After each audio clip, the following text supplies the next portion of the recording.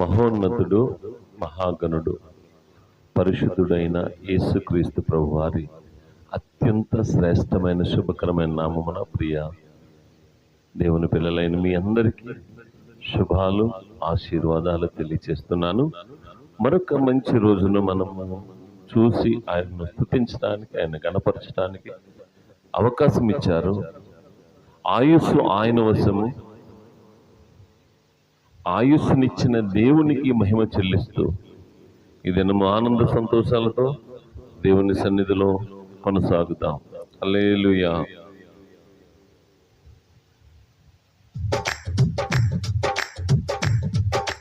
రాజా నీ సన్నిధిలోనే ఉంటానయ్యా, మనసారా ఆరాధిస్తూ బ్రతికేస్తానయ్యా.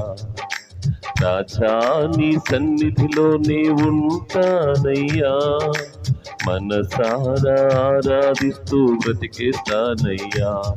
నేనుండాలేనయ్యా, నే బ్రతుకాలేనయ్యా, నేనుండాలేనయ్యా, నే బ్రతుకాలేనయ్యా. నీవే లేకుండా నేనుండాలేనయ్యా, నీ తోడే లేకుండా నేనుండాలేనయ్యా. నీవే లేకుండా నేనుండాలేనయ్యా, నీ తోడే లేకుండా నే బ్రతకాలేనయ్యా. రాజా నీ సన్నిధిలో నే ఉంటానయ్యా, మనసారా ఆరాధిస్తూ బ్రతికేస్తానయ్యా. నీ సన్నిధానములో సంపూర్ణ సంతోషం, ఆరాధించుకునే విలువైన అవకాశం.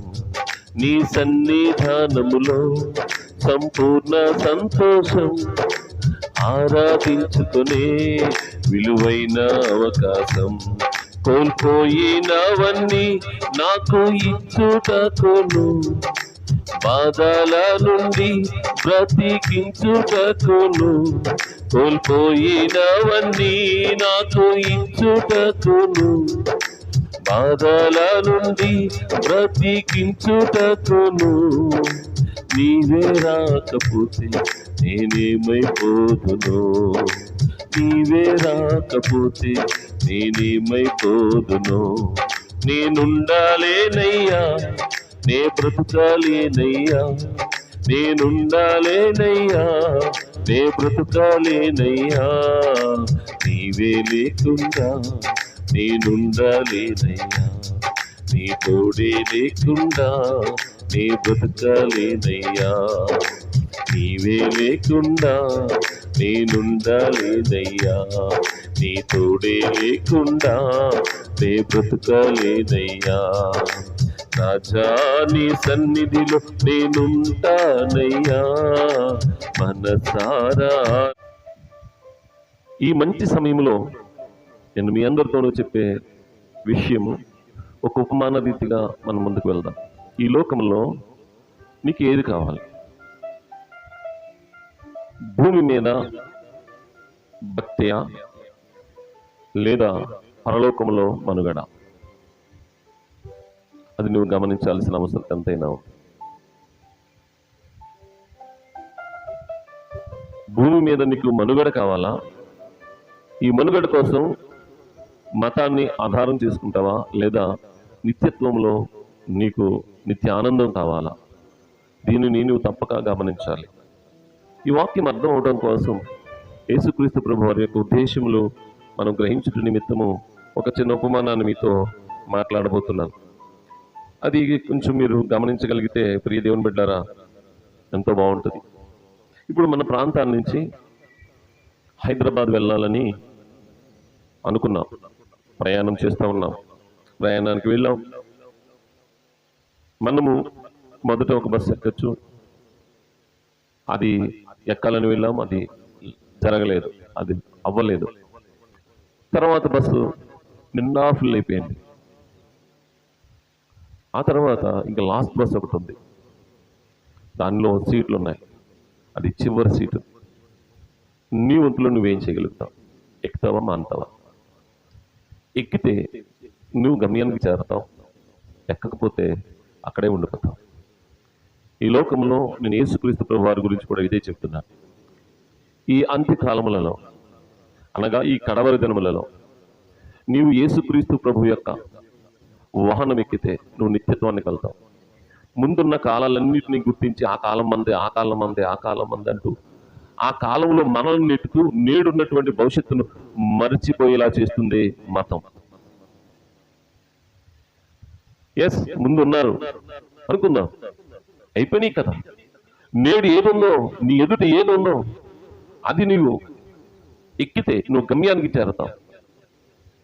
అదే నేను చెప్పబోతున్నా. ఈ అంత్య దినములలో యేసుక్రీస్తు ప్రభువారు తన వారిని ప్రేమించాడు అన్నాడు. తనవారు ఎవరు? తనవారు ఎవరు? మనం బైబిల్ గ్రంథంలో చూస్తే, ఈ నా మాటలు చెప్పున చేయు ప్రతివాడు బండ మీద తన ఇంటిని కట్టుకున్న బుద్ధిమంతుని పోలి ఉంటాడని మత్తయి సువార్త 7వ అధ్యాయం 24వ వచనంలో రాయించి ఉంచారు. ఈ నా మాటలు చెప్పున చేసే ప్రతివాడు బండ మీద తన ఇంటిని కట్టుకున్న బుద్ధిమంతుని పోలి ఉంటాడు.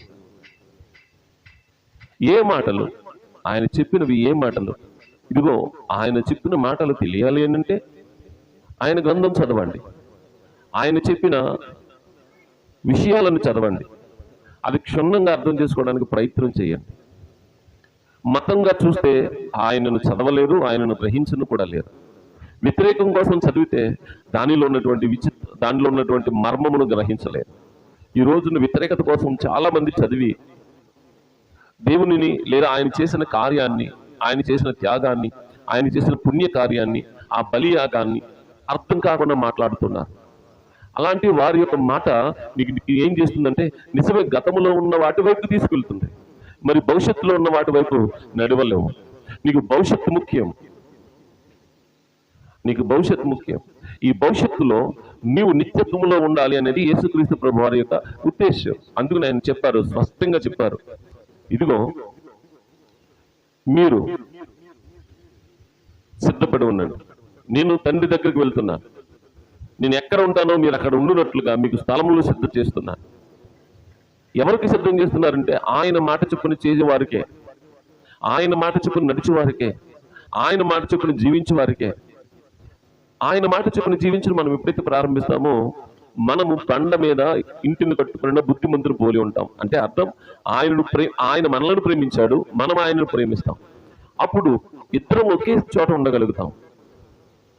ప్రియదేవుని బిడ్డ, ఇద్దరు ఒకే చోట ఉండగలిగిన నిత్య రాజ్యమును ఆయన మన కొరకు సిద్ధం చేస్తూ ఉన్నారు.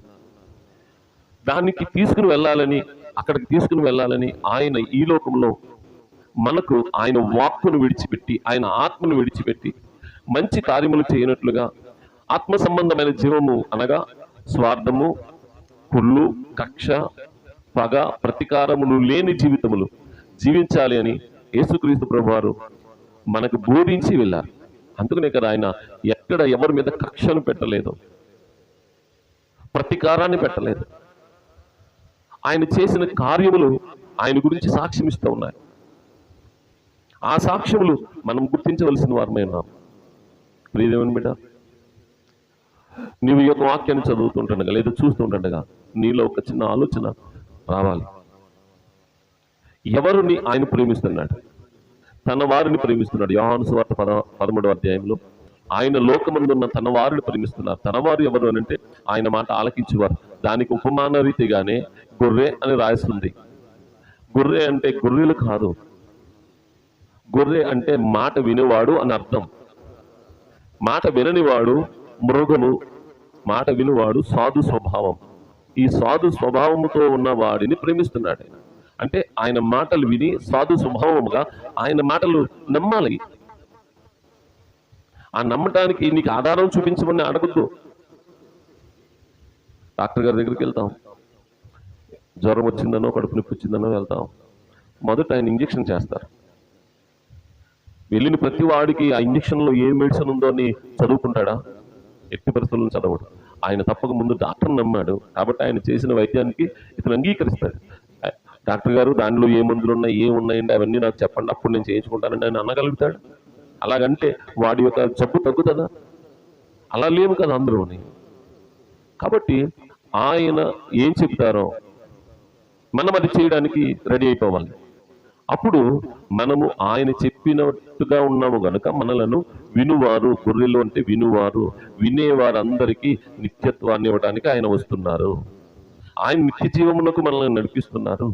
ఆ నడిపించే నిత్య జీవమునకు మనం వెళ్ళాలి అని అంటే ఆయన చెప్పిన మాట భూమి మీద మనం చేయాలి. ఆ చివరి బస్సు నువ్వు ఎక్కకపోతే నువ్వు చేరవలసిన గమ్యానికి చేరవు. ఇది కడవరి దినములు, మర్చిపోకండి. భూమి అంతమైపోతుంది అని అందరూ గోలెడతా ఉన్నారు, అందరూ గోషాడుతూనే ఉన్నారు. పరిస్థితులన్నీ గమనిస్తూనే ఉన్నాం, వాతావరణ పరిస్థితులన్నీ గమనిస్తూనే ఉన్నాం. కానీ ఈ అంత్య దినములలో మనం కొత్త దేవుళ్ళని పుట్టించుకోవద్దండి, పుట్టిన వాడిని వెంబడించండి చాలు. ఈ యుగములో, ఈ తరములో ఆయనకు మించిన ప్రేమమయుడు లేడు, ఆయనకు మించిన ప్రణాళిక కలిగిన వారు లేరు.